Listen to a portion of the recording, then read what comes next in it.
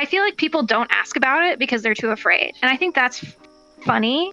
There's a time before that time and there's a time after that time. And like all other time now is relative to that time. Anything that happened after is after I was sick, and anything before was before I was sick. The sickness was sort of like this enlightenment, or like this period of time I just base my entire life off of now. It's like the center, and then everything else just branches out, which is kind of weird. I applied to this job. I didn't think I would get it. And then I got it. And I was really excited. This was a job that I'd been wanting since college. This was something that my professors didn't think I could do. And I was really excited about it. And I was doing this really cool work and I had ideas. I went out with my friends and it was really fun. And I was just starting to get to know these girls that are really cool. And I was at this fun like dance party basically for emos. I was starting to lose my breath. I was like, oh my God, I can't breathe. I can't dance the way I used to, and I can't party the way I used to. Like, what's wrong with me? I'm almost 24. It must be, I'm getting old. Christmas Day, I threw up everything. I thought I was just like a little sick because I throw up a lot. It's my thing. I love throwing up. Yeah, they was just like, oh, she throws up a lot. It's fine. Let's go get some Nausine or something. It felt like somebody was putting daggers in my stomach. Towards the end of the week, I felt like I couldn't do anything. I was crying and I was like, I'm so sick. I can't do anything. I gotta go get tested or something. So I went to the little clinic. They took my blood and they had me breathe in a bag and all this stuff. And then I never heard back from them. And by that time, I definitely had leukemia. If they got the blood test, they would be like, you have leukemia, go to an emergency room or go to a hospital. They never called me back. The person who ran the place, I grew up with. I went to school with her daughter. She took care of me a lot. These people took care of me. So it was really weird. I called them on the weekend. Nothing happened. So I went to an ER that night. They tested a bunch of stuff. They tested my gastrointestinal stuff. They tested my blood. And we were joking around like, haha, I might have cancer. Haha. I was like joking around with the doctor. They told me that my white blood cell count was very high, but they didn't tell me what it was. I was in such a good place. I just got this job that I've been wanting for so long. My dream job, basically. It just crushed me. I was just like, this isn't happening to me. This can't happen to me. I'm like 23. Or how old was I? I was 24. I was 24. This can't be happening. It's a bunch of this weird psychological stuff where I did feel sick, but I didn't think it would be that bad. I've always sort of been very positive and had a positive outlook, and I'm very energetic. So it just seemed like such a punch in the gut, literally, because I was throwing up all the time. So I went into the ER. Apparently I was anemic, so I needed blood. So they got me hooked up to an IV right away and they put me on blood. I got there probably around midnight, and then probably a couple hours in, after they did some more testing, there was a lady who was an oncologist, or she was a phlebotomist, phlebonology. What's the one for blood? What's the ology for blood? Hematologist. Oh my God, that's like completely off of whatever I was trying to conjure. She was extremely gorgeous. I remember her coming in and I was just like, who is this hot person trying to talk to me? Like, I get really nervous around hot people and I'm just like, oh geez. She came by my side and she told me, and I started crying. There's 2 types of acute leukemia that you can have. So she was telling me like, you'll either be in the hospital for a month and then have a bunch of chemo sessions after that, or you'll be in the hospital for 2 years and you'll have to go back and forth and do all this stuff. And that's for ALL. And I was crying and I called my mom and then I called Brian, my boyfriend. And then I took an ambulance to another hospital. They have like their own ward, an entire floor for cancer patients. So I went there. There was a certain point where I was just really hungry. So I was kind of over like the whole illness thing. And I just wanted food and like crackers and stuff. So the EMS folks that took me to the other hospital, they gave me some crackers. And I was just like, thank you. I still have not paid off that bill. I will never pay off that bill. It was New Year's Eve that night.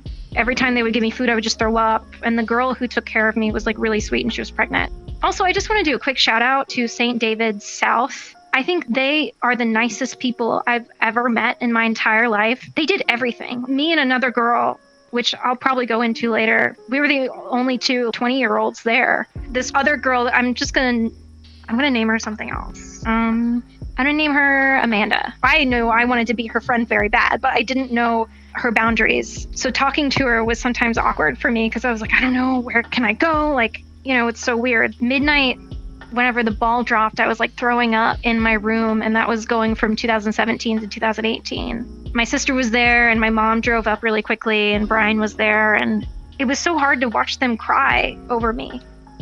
I got chemo for like a week and a half, and you just fill up with liquid. So I looked kind of like the Michelin boy, just huge cheeks and like big bubbly body parts. There was just so much fluid and chemo, and like I still had an IV drip that I was getting fluid from too. The first week was chemo, week and a half was chemo. But after that, you're neutropenic, which is basically like your immune system, it's not working for you. If you left, there are so many things in the world that will make you sick if you're neutropenic because you don't have an immune system that can fight off those things. So you have to stay in the hospital. There was like a couple days before I started because they have to put the port on you, which is a surgery, do a bone marrow biopsy, which is when they take a bit of your bone from your pelvis and they examine it. So they take you out for that. They put me on some drugs that made me sleep for the whole day. A lot of the restrictions were very similar to pregnancy. My sister-in-law was pregnant at the time. It was cool to be like, oh, you can't eat that? I can't eat that. I couldn't drink, although I did a little bit. I couldn't eat from restaurants unless it was hospital food. If I got food poisoning, I would have to go to the ER and then to the hospital, and then I would have a fever and then I would be sick. And there's like a possibility that you could die just because your immune system isn't as strong as it is usually. Although it's not as bad as like being keto or something, or I don't know. It's not keto is like worse honestly than having leukemia. I tried it like for 2 weeks and it was so much worse. Part of it is like the chemo, it takes away your sense of taste. So things don't taste as good. You don't want to eat ever. Like your appetite's really bad. These little things became exponentially bigger because you realize you can't do them. So there was once I was like looking out of a window and I saw a ladybug and I was like, oh my God, that's like the first bug besides a fruit fly I've seen in so long. It's like those little things you sort of catch onto and you grab onto and you're like, yes, I got to do that today. At this point, I was still at work being like, hey, yeah, I'm online. I'm working. I'm trying to do air quotes. But they didn't want me to. I think they were just giving me projects to give me projects at that point. Like, yeah, get this done. They were just entertaining my belief that I was working, even though I really wasn't. Your brain, when you're on chemo, it has trouble recalling things, recalling words in like your long-term memory. There would be times where I couldn't remember words and you just sort of have this brain fog and you can't really focus. I would try to read some comic books. My friends kept giving me comic books because I love comics. I like to make them sometimes. I would start reading like 2 pages and I'd be like, I can't focus. I have to go back and read the same thing over and over again before it like clicks in my brain that it is communicating an idea to me. So I couldn't read. I had a birthday party, turned 25 while I was in my first month in the hospital. People came in the evenings after work and stuff. I could tell they really cared, but they didn't know how to support me or do anything. And people would just give me stuff. I just had so much stuff. And I was like, I don't want any more things because I can't do anything right now anyway. Like my brain is so fried. And I couldn't eat any food. And then people tried to send me flowers, but I can't have flowers. Apparently flowers can easily bring in other illnesses. People would be like, I sent you flowers, but I never saw them. I honestly just couldn't even see them. Like they would not let them go past a certain point in the hospital. That first month sort of feels like all at one time for me now, even though it felt like it happened forever while I was in there. Like it's almost all one day. It was so monotonous. So we had this birthday party and it was actually pretty cute. And my aunt made my favorite cake. My dad was able to bring it up from my hometown. It was really good. And we watched Blade Runner because I was like, we're going to watch Blade Runner. I have cancer. No one can tell me no. So we watched Blade Runner and Amanda came. We were starting to talk a little bit more at that point. Like when I saw her, I would say hi because there was this one room where everyone could go in and like hang out. And she was taking the same drug that I was taking. It's called midostaurin and it made me nauseous. And so we started talking about that and stuff. She actually moved to Austin 6 months before she was diagnosed from the East Coast, which was insane to me. And she had a waitress job. She didn't have insurance and I did. I don't know. I felt kind of bad for having insurance and she didn't. Her family was having to pay everything out of pocket, which sucks.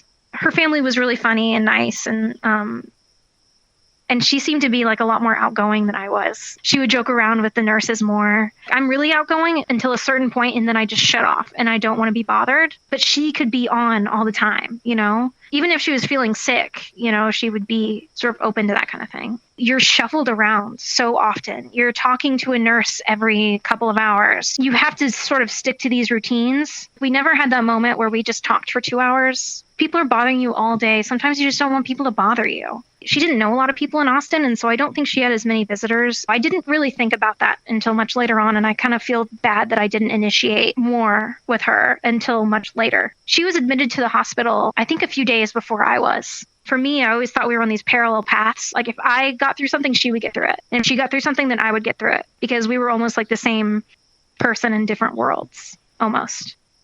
One of my old coworkers set up a GoFundMe, which was so sweet. Even though I had insurance only covers a certain percentage up to a certain point.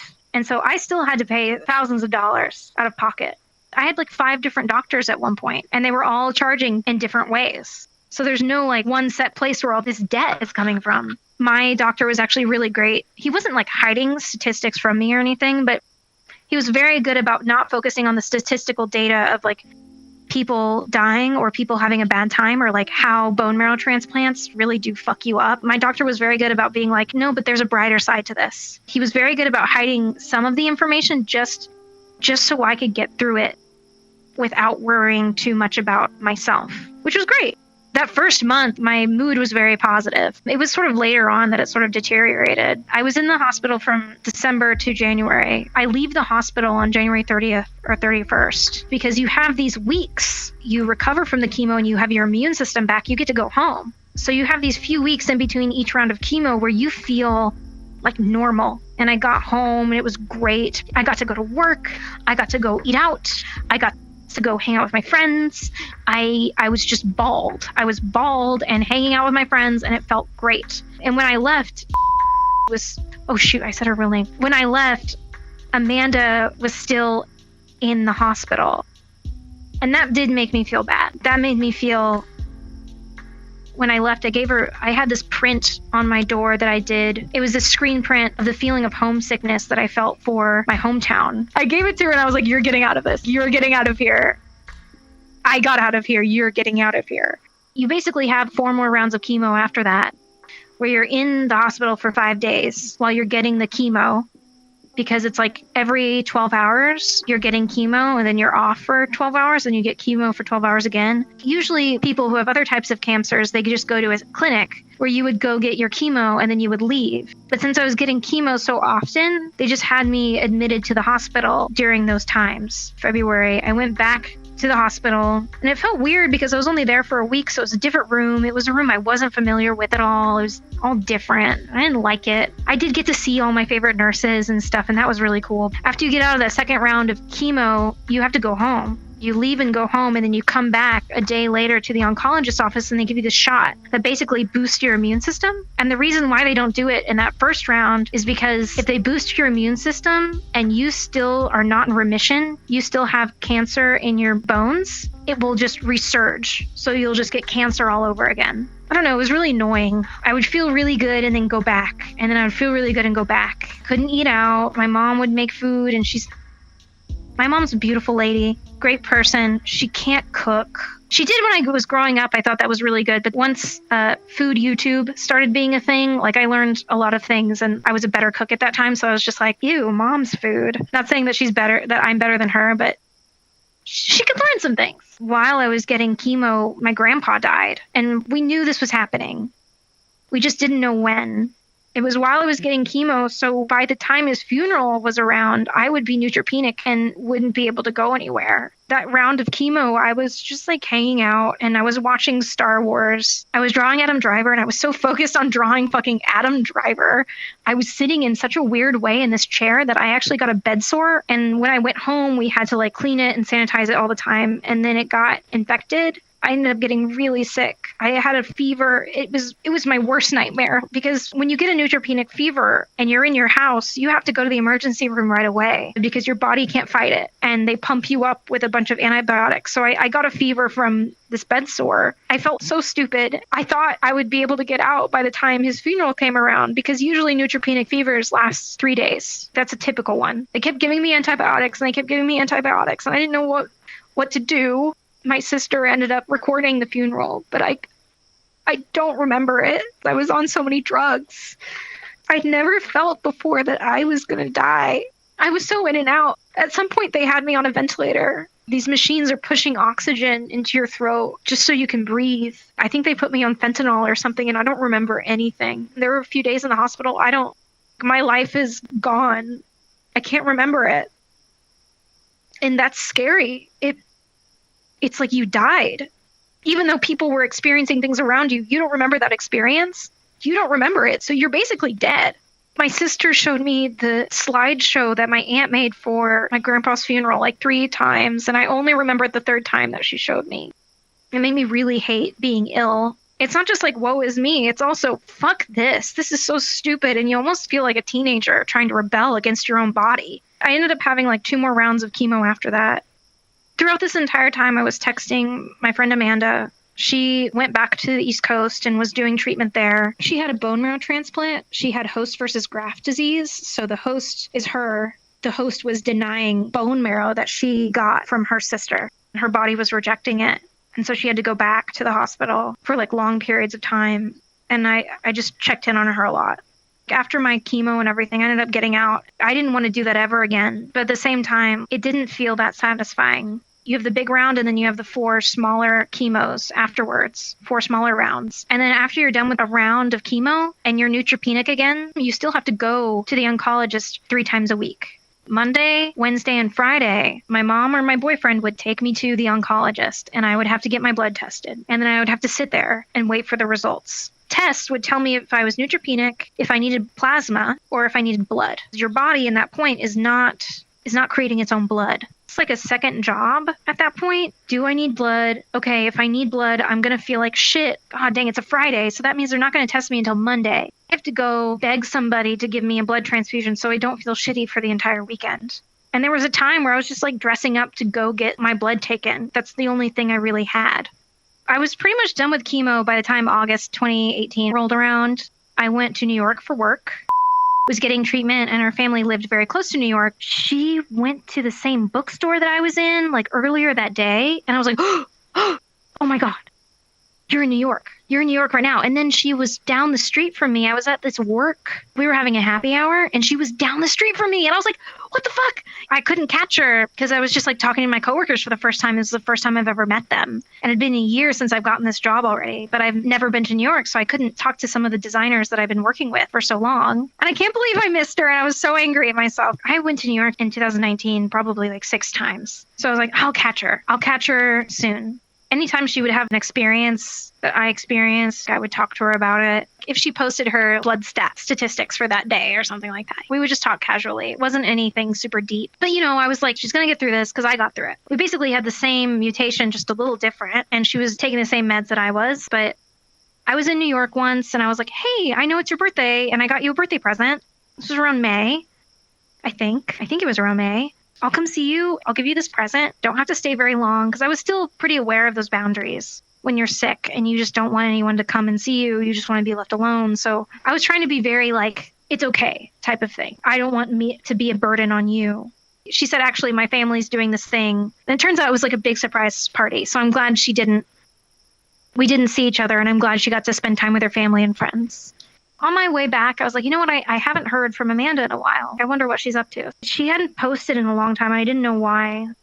She was tagged in something from her mom. And it was like, my daughter didn't die of leukemia. Even though her second bone marrow transplant went great, her body was accepting it. She was about to leave the hospital the next day and she had a seizure. That seizure ended up killing her. And it was tough. It hit me so hard on the way home. She was my age. She was the same age as the nurses. At that age, 20-something, that's actually in this in-between stage where you don't have child cancer and you don't have adult cancer either. So you're sort of in this in-between where you think you can live because your body is young and it can withstand this stuff. But her body, her body went through so much. She went through, before you have bone marrow transplants, you have to have chemo all over again, that first round of chemo where it takes out your entire immune system. So she basically had to go through that first round of super intense chemo 3 times. She also had to get her body to accept somebody else's bone marrow 2 times. And all of that, I think it just took a toll.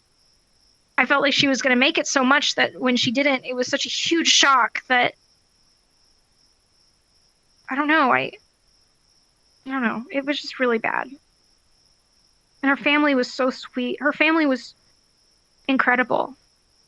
And I'm still friends with them on Facebook, and I see their posts and everything, and they celebrate her birthday. Anytime her sisters post about her nieces, they're like, I wish Amanda was here to see it. I wish she was here to see these things. I mean, I know Amanda has passed away, but missing all that, I don't even think she even got to think that she was going to miss that. I don't think she got the chance to really imagine that death was going to happen, and that before that she had to get as much life in as possible. I don't think she had that realization, which is awful. Sometimes I think I wish people knew when they were going to die, and then sometimes I wish they didn't. But I don't know.